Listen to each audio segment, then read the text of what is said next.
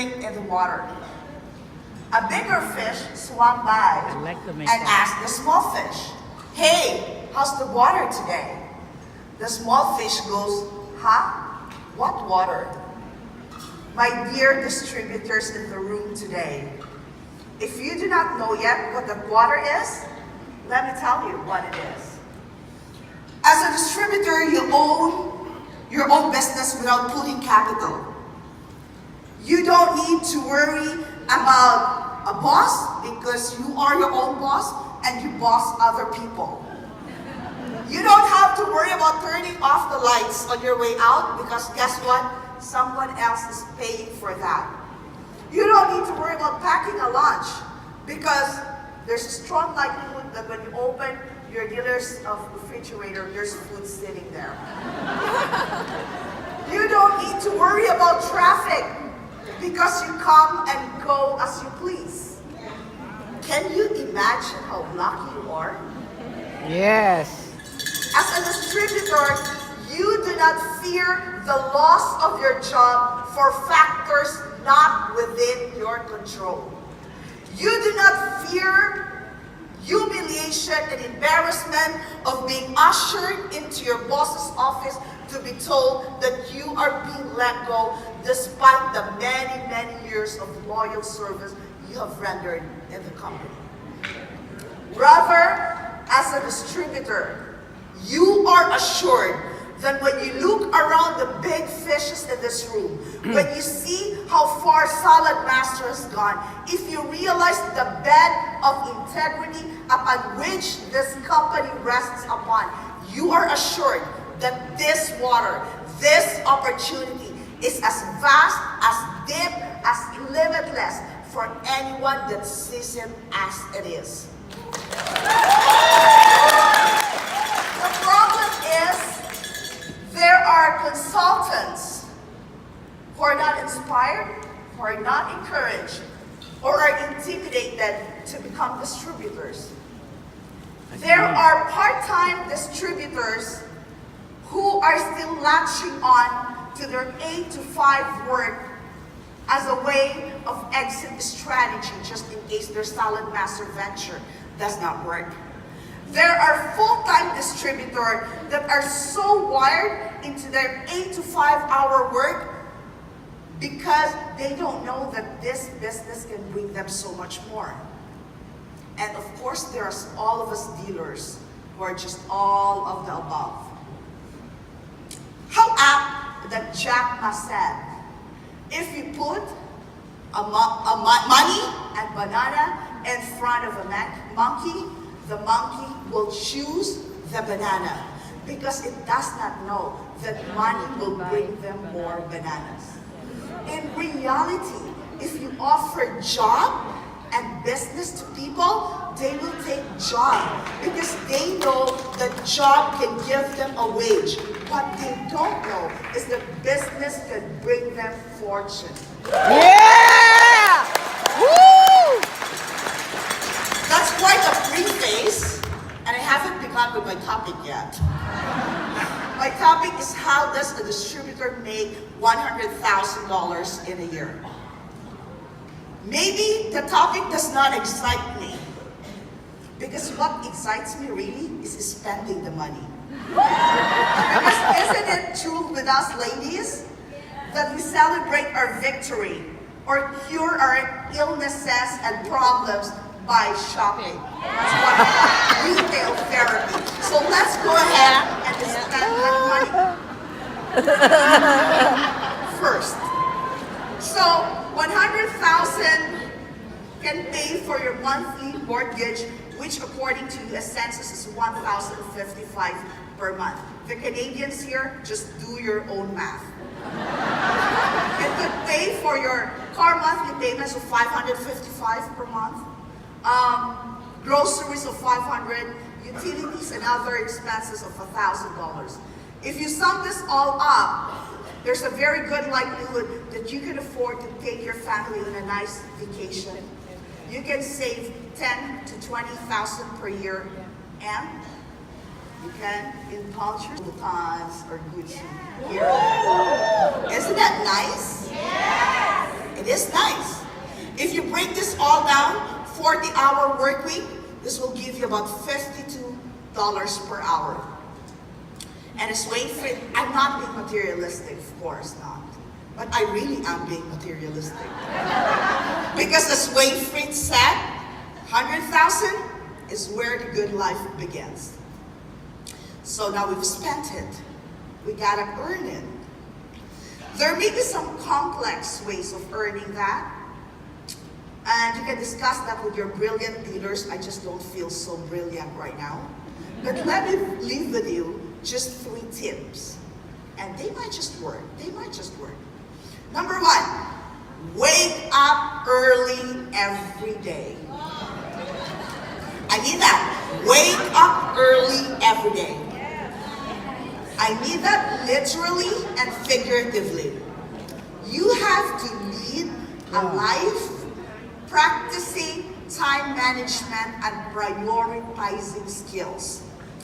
The minute that you find yourself lazing in bed for an extra hour or so while the rest of the world is alive and bustling with activities, know that you are throwing away $52. If you do that every day in a month, you may have thrown $1,500. The minute that you know the value of your time, you will spend it so wisely like you would a commodity. Because I may have said earlier, in this business, you don't need capital, but guess what? Time is your capital. Yes. I've always heard Tito Pedoy said when he was a distributor, he would spend Mondays to Thursdays first on writing on shows, supporting his team, but Fridays to Sundays are his me time. These are the days devoted to his personal dinner shows. I don't know how your calendar will look like, but what I beg of you, what I really, really beg of you, get a calendar. Plan out a 40-hour work week every week and allocate your time between your different profit centers. You have to know where your time goes, because where your time goes, that's where your money goes. Number 2, I kind of forgot, so I was time. Okay, invest in your business. Again, I said earlier you do not need money or capital in your business, but I lied. Maybe you do, just a little bit. So what I suggest is, as a distributor, you allocate 5 to 10% of your previous month's income and invest it back into your business, into your people. How? Maybe somebody's celebrating a birthday. Maybe you have a struggling consultant who just needs some grocery allowance. Maybe there's something happening in your team. Now more than ever, it has become so easy to stay connected with your team. You just have to stalk them on Facebook or Instagram, and you know if you can do something extra special for them today. When Aman and I were distributors, distributorship was located 7 hours away from Calgary, where our promoting dealer was. We would rent a hotel, would get food, buy raffle prizes, and for the most part, we would split this with our promoting dealer, or sometimes even shoulder this in our own. How lucky are we that our promoting dealer trusted us enough to operate quasi-independently and taught us the value of investing in your team the same way that he invested on us. Did it pay off? Hell yes. Yesterday, we were given our 5-year loyalty award. This is our 5th year. The past 4 years, the Green Apron was the lead master dealer, Grandmaster dealer, elite master dealer, elite master dealer. Emma and I have made a conscious effort of making giving an indelible stamp of our leadership style, as it created a culture of giving in our group. Let me brag a little bit.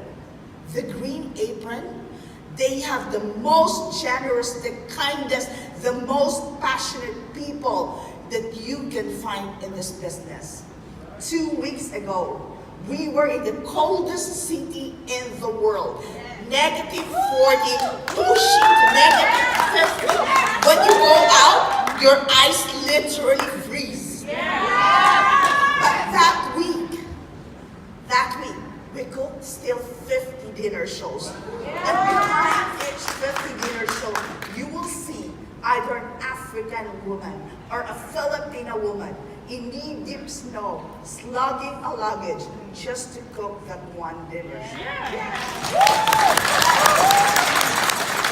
Remember this, if your team is only financially invested in you, meaning they're just there for the commission, they are the ones who are easily going out, looking the other way, just in case the expected return of investment does not come in a timely manner. But if they are emotionally invested in you, they will give you time, they will give you attention, and they will find thousands of reasons to stay the course with you. Number 3, be an influencer. The current brand of leadership is no longer anchored on authority, force, or dominance. It is now anchored on influence. What does influencer do? Influencers, we have seen so much who came with game-changing ideas, with very solid, loyal community of followers, and thriving businesses. For brevity, I will just discuss 2 characters of an influencer. Number 1 is credibility. Credibility is the quality of being believed in or being trusted upon. And for brevity, again, I will link this up with mastery of skills. As a distributor, there are certain things that are expected of you. Higher closing rate, ability to generate more dinner shows, ability to train people, to recruit people. These expectations are real. The problem is, this could be our potential weaknesses too. And if you feel that this is a potential weakness, or all of the above are your potential weaknesses, relax. These are all learnable. You will learn and master these skills if you do 2 things. Number 1, admit to yourself that these are. Number 2, learn and practice them into perfection. Park your ego somewhere. Go through yourself. Analyze yourself. Find out what ails you. What is stopping you from becoming great? What is holding you back?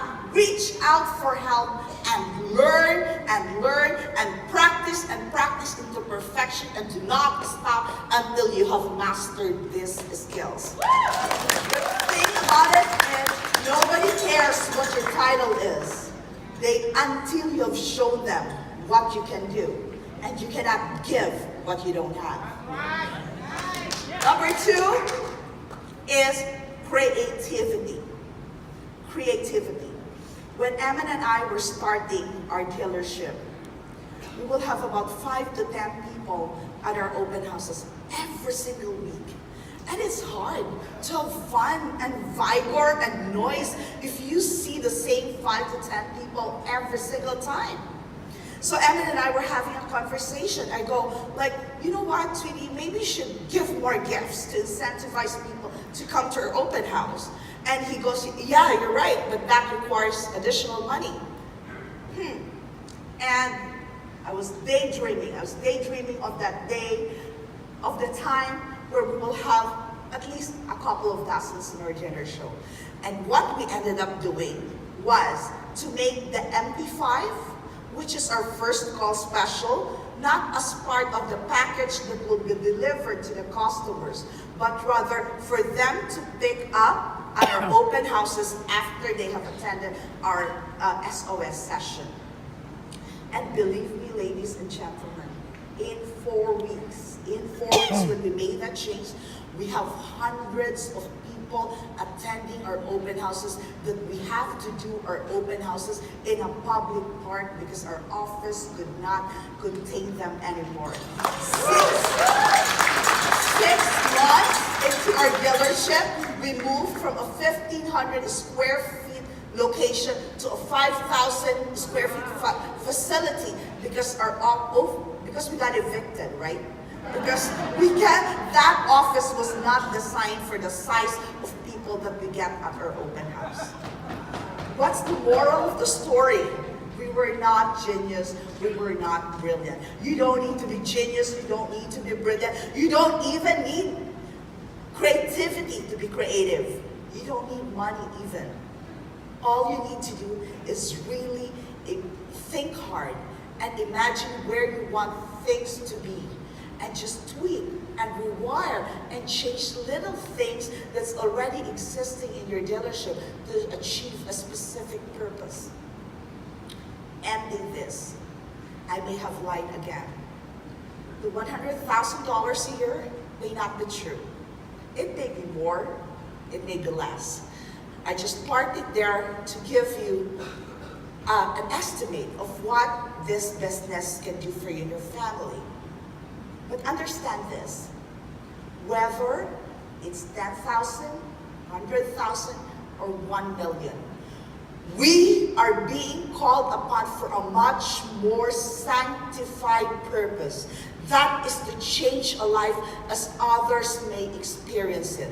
Maybe in the general scope of things, the thing that we do is so irrelevant. But know that when you change a life, you change a future, and you change a destiny. Our work is so much more meaningful and fulfilling, more than 100,000. And the reason to do more of it, to give ourselves to it, to give it all our energy, our passion, intelligence, and creativity has never been this strong and compelling. Thank you, everybody.